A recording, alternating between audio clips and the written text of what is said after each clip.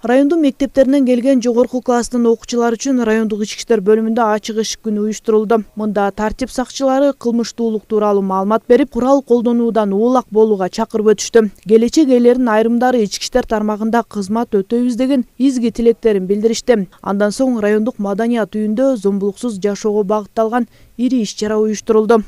Ушул балдарды кантип коопсуз чоңойтобуз, жаркын келечекке кантип алып барабыз депчи.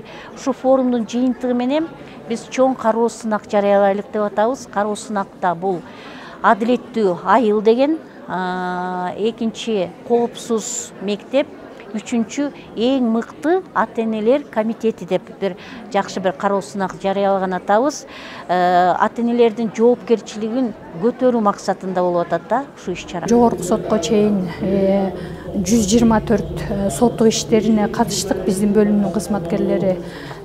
Ошону менен бирге эле кылмыштуулукту, зордук зомбулукту алдын алуу боюнча ички иштер бөлүмү менен райондук билим берүү жана райондук мамлекеттик администрациянын балдар иштери боюнча комиссиялар менен биргеликте көптөгөн алдын алуу иштерге катышып келүүдөбүз. Жыл башынан бери район аймагында жаш өспүрүмдөрдүн катышуусунда катталган кылмыштарга сара эсеп салган күч органдары бул маселени биргелешип чечүү зарылдыгын белгилешти. Анткени балага үйдөн ата-энеси, мектепте мугалимдер жалпы коомчулук тарбия берүүсү зарыл дешет.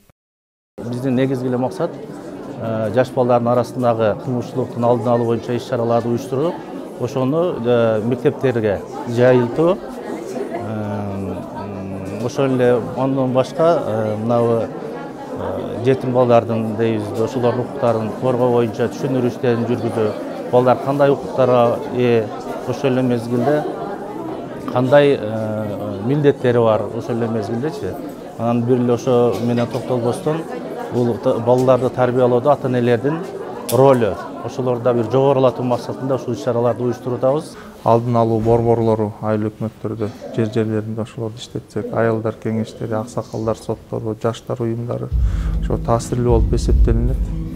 Жана акыркы мезгилдерде көчөдө болгон кылмыштар өсүүдө жаш өспүрүмдөр тарабынан спирт ичимдиктерди тамеки чегип, насыбай чегипкендер да арбын эмес. Анткени ошол чакырып кетет элем дүкөндөрдү, ошо соода саткан жерлерди ошо жаш өспүрүмдөргө сатпашты.